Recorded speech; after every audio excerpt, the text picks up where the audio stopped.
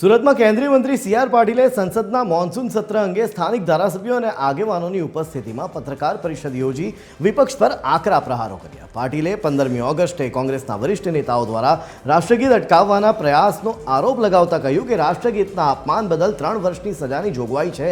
આ સાથે જ તેમણે સીમાંકન અને મહિલા અનામત બિલ મુદ્દે સ્પષ્ટતા કરતા જણાવ્યું કે આ બિલો સંસદમાં રજૂ થયા હતા, પરંતુ વિપક્ષના વિરોધના કારણે પાસ થઈ શક્યા નહીં. તેમણે ઉમેર્યું કે આ બિલો ફરી રજૂ થશે, જો કે તેની ચોક્કસ તારીખ હજુ નક્કી નથી. પેપર લીકનો મુદ્દો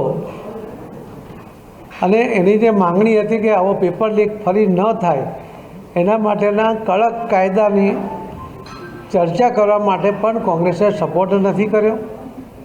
અને કોંગ્રેસ સપોર્ટિવ રાજ્યની અંદર પણ જ્યારે પેપર લીક થયું તો એના વિશે એક શબ્દ પણ કોંગ્રેસ તરફથી બોલવામાં આવ્યો નથી. જે બીજી પણ વાત કરી વંદે માતરમની, કે વંદે માતરમના જો અપમાન થાય તો એને 3 વર્ષ સુધીની સજા થઈ શકે એ પ્રકારની જોગવાઈ કરતો બિલ પણ જ્યારે લોકસભામાં ચર્ચા માટે લાવ્યા, રાજ્યસભામાં ચર્ચા માટે લાવ્યા તો ત્યાં પણ એમણે ભાગ નહીં લીધો. કે વંદે માતરમના જો અપમાન થાય તો એને 3 વર્ષ સુધીની સજા થઈ શકે એ પ્રકારની જોગવાઈ કરતો બિલ પણ જ્યારે લોકસભામાં ચર્ચા માટે લાવ્યા, રાજ્યસભામાં ચર્ચા માટે લાવ્યા તો ત્યાં પણ એમણે ભાગ નહીં લીધો. આજે બિલ પસાર થયા પછી આપણે જોયું હશે કે 15મી ઓગસ્ટના દિવસે કોંગ્રેસ કાર્યાલય દિલ્હીની અંદર જ્યારે વંદે માતરમનું ગાન ચાલતું હતું અને પૂરેપૂરું ગાન એ જે ગીત છે આખું વગાડવાનું હતું, એના બદલે વચ્ચેથી રોકવાનો પ્રયત્ન થયો. અને આખા દેશે જોયો છે કે જે વ્યક્તિને આ દેશની અંદર આટલા બધા મહત્ત્વના સ્થાન ઉપર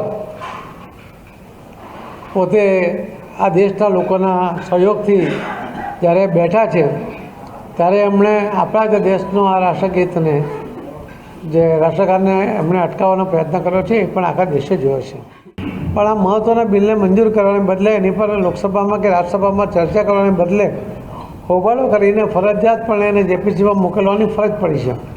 બહુ જ મહત્ત્વના બિલોને મોકલતા હોય છે, પરંતુ આ મહત્ત્વના બિલને ચર્ચાને બદલે જેપીસીમાં મોકલીને એને લેટ કરવાનો પ્રયત્ન પણ, કોઈકને સપોર્ટ કરવાનો પ્રયત્ન પણ કોંગ્રેસ દ્વારા કરવામાં આવ્યો છે.